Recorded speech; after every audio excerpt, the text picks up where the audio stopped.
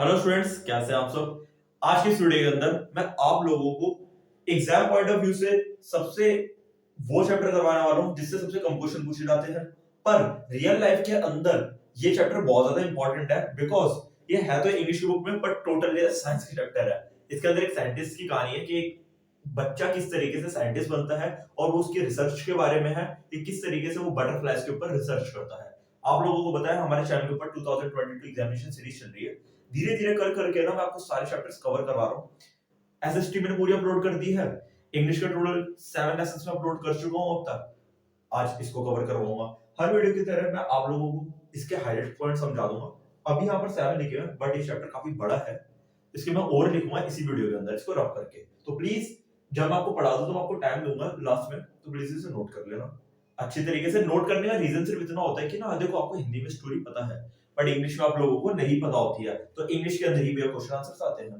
But इस chapter में से बहुत कम आते हैं, तो मेरे कहने से ना फोकस अगर करना तो नेकलेस वाला जो चैप्टर है, भोली है, और जो ग्लिम्पिसेस ऑफ इंडिया है, इसके ये 3-4 चैप्टर ऐसे और एक वो हेड ड्राइवर, इनके ऊपर फोकस करना। बिलीव मी इसमें से पक्का क्वेश्चन आएगा ही आएगा। ठीक है, वीडियो क्लास में कुछ स्टडी टिप्स दूंगा तो वीडियो को लास्ट तक देखना। अब ज्यादा टाइम वेस्ट नहीं करेंगे, आप लोगों को चैप्टर को पढ़ेंगे। फर्स्ट पॉइंट देखो, Richard's article on how cells work published in a science journal at the age of 22। Richard जो है वो एक नॉर्मल बॉय है जिसने अपने फ्रेंड के साथ मिलकर के रिसर्च करी थी और उसके ऊपर एक आर्टिकल लिखा था। और इत्तेफाक की बात देखो वो इतना मशहूर हो गया कि वो एक साइंस जर्नल के अंदर पब्लिश हो गया। Okay, Richard was a single child and didn't have friend to play with, यानी कि वो अपने माता पिता का इकलौता बेटा था। उसके फादर नहीं है बट उसकी मदर है। आगे बताऊंगा उनके बारे में भी। वो उनके सिंगल चाइल्ड है और उनको कोई भी दोस्त नहीं है।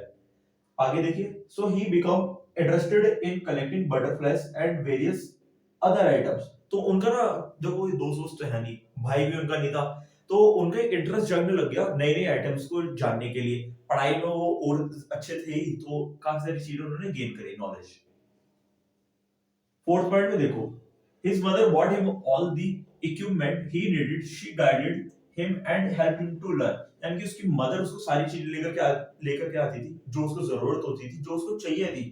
ठीक है, पूरे चैप्टर के अंदर अगर आप एंड में जाते रहते देखोगे ना, सच बताऊं, जो सपोर्ट करा है उसकी माँ ने उसको बहुत ज्यादा करा है शुरुआत में, उसके बाद उसके टीचर्स और उसके फ्रेंड्स ने करा है। अच्छा, नोटिस करो हमारे लाइफ के अंदर जो हमें सपोर्ट करते हैं सबसे ज्यादा हमारे माँ बाप ही होते हैं, जो सबसे पहले हमें सपोर्ट करते हैं, है ना। तो उसको गाइड करती थी अपने बेटे को और सारी चीजें उसको सिखाती थी। आगे देखिए, ही रीड अ बुक, उसने एक बुक पढ़ी थी, a travel to monarch which created a love for science in him. जब उसने इस किताब को पढ़ा ना तो उसके अंदर साइंस का जो प्यार था, यानी कि जो साइंस को पढ़ने की एक इच्छा थी, वो बहुत ज्यादा बढ़ गई थी इस बुक को पढ़ने के बाद। काफी बेहतरीन बुक है, इसके बारे में थोड़ा अगर मैं आपको बताना चाहूंगा। बुक के अंदर पता क्या है, इसके अंदर एक ओपन बुक है, यानी कि कोई भी आए इसके अंदर अपनी रिसर्च को आकर के लिख सकता है। इतनी बेहतरीन बुक है। चलिए आगे बढ़ेंगे। He raised thousands of monarch butterflies at home over a few years। यानी कि रिचर्ड ने क्या करा, काफी सालों तक काफी सारी बटरफ्लाइज को ना पकड़ा और उनकी छोटी छोटी सी जो निशानियां होती थी उनको टैग करने लग गया, किसमें, उस बुक के अंदर, काफी ज्यादा तक। बट एक टाइम आया वो बोर हो गया था इस चीज से, वो सोचा भाई मैं कब तक ऐसा करूंगा। आगे, he tagged them as they grew up and freed them to study their migration। उनको टैग कर देता था, उनकी स्टडी करता था वो किस तरीके से माइग्रेट करती है। इतना समझ आ गया तुम्हें? पहले इतना नोट कर लो, फिर मैं आपको उसका आगे बढ़ाऊंगा। तो आइए स्टूडेंट्स, अब हम आगे देखेंगे कि उनकी अचीवमेंट्स के बारे में पढ़ेंगे, उनके एक्सपेरिमेंट्स के बारे में पढ़ेंगे और उनसे हमें क्या क्या चीजें सीखने को मिलेगी वो पढ़ेंगे। ठीक है, Richard put up a slide of frogs at the science fair but didn't win any award। यानी कि एक फेयर हुआ जिसके अंदर सबने कुछ एक्सपेरिमेंट्स करे, रिचर्ड ने भी करा था, फ्रॉग के ऊपर करा था। ओके, और काफी सारे और भी लोगों ने करा था, बट वो हार गए थे किसी रीजन की वजह से। देखो मैं आपको कह रहा था कि एनसीईआरटी पूरी पढ़े हो, तो देखो वीडियो इसलिए शूट करी जा रही है कि जिससे आपकी रिवीजन हो जाए। एनसीईआरटी पढ़नी जरूरी है, तो प्लीज एनसीईआरटी में पढ़ना, एक्सपेरिमेंट के बारे में भी। ऐसे आना है नहीं कोई क्वेश्चन बट फिर भी पढ़ लेना। बट वो जीत नहीं पाए थे, but his defeat inspired him to experiment। But जिसकी वजह से, चीज की वजह से वो हार गए थे ना, तो उनको काफी ज्यादा इंस्पायर्ड कर गई थी। याद है एक मूवी आई थी दंगल, दंगल के अंदर क्या हुआ था, जब वो लड़की हार गई थी तो उसके अंदर हारने के बाद एक अलग से एक मैजिक हो गया था कि जिसकी वजह से उसको थोड़ा गिल्टी फील हुई, उसकी वजह से वो और आगे बढ़ने की उसने कोशिश करी और वो आगे बढ़ी भी।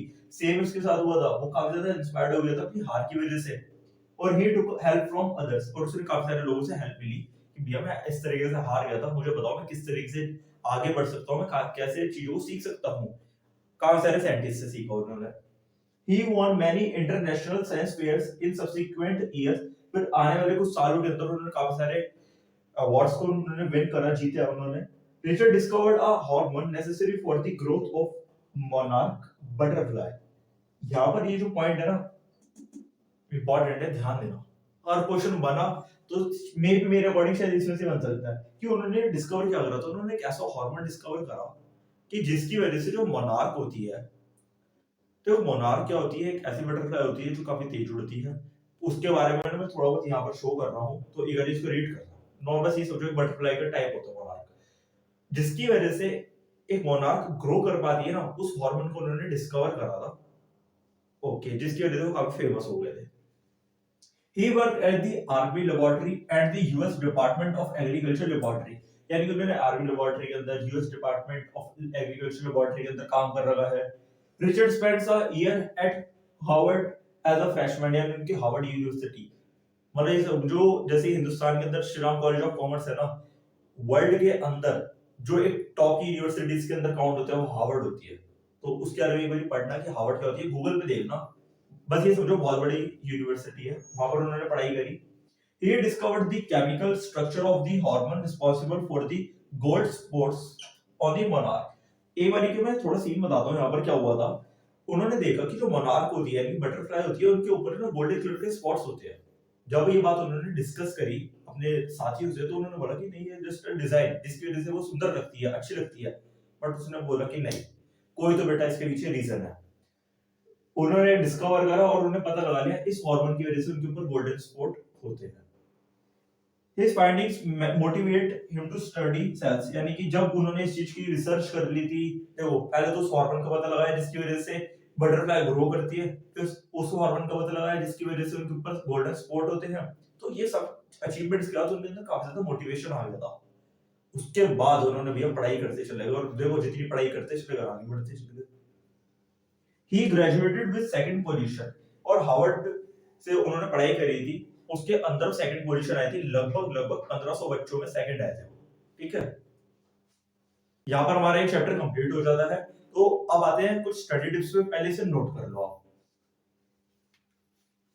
तो स्टडी टिप के अंदर सबसे पहला जो मैं आपको हर वीडियो के अंदर एक ही दे रहा हूँ कि जब आप किसी लेसन को वीडियो से पढ़ लो, तो कोई भी वीडियो होती है वो ज्यादा बड़ी नहीं बनाई जाती है अगर वो रिवीजन पर्पज से बनाई जा रही है। मैंने लगभग यहाँ पे 16 पॉइंट्स कवर करे हैं। 16 पॉइंट्स की हेल्प से मैं आपने, मेरी पूरी कोशिश रही कि आपको जितना भी चैप्टर के अंदर इंपॉर्टेंट पॉइंट्स है सारे समझा दूं। एनसीईआरटी पढ़ने से ये होता है कि बीच बीच की छोटी छोटी सी बातें होती है ना आपसी की, वो पढ़ने में आ जाती है, तो एक स्टोरी अच्छी तरीके से समझ आती है। दूसरा बेनिफिट ये होता है कि भैया आपकी इंग्लिश इंप्रूव हो जाती है। प्लीज वर्ड मीनिंग जरूर पढ़ा करो, ये है मेरा टिप आज की इस वीडियो के अंदर। और दूसरा कि मैं काफी बच्चों के मैसेज आते हैं इंस्टाग्राम के ऊपर कि ना भैया हमें नींद बहुत आती है, हमें रात को ज्यादा 11-12 बजे तक सो जाते हैं और सुबह उठते उठते हमें 8-9 बज जाते हैं, ऐसे में हम क्या करें। तो YouTube के ऊपर आप सर्च करो योग निद्रा।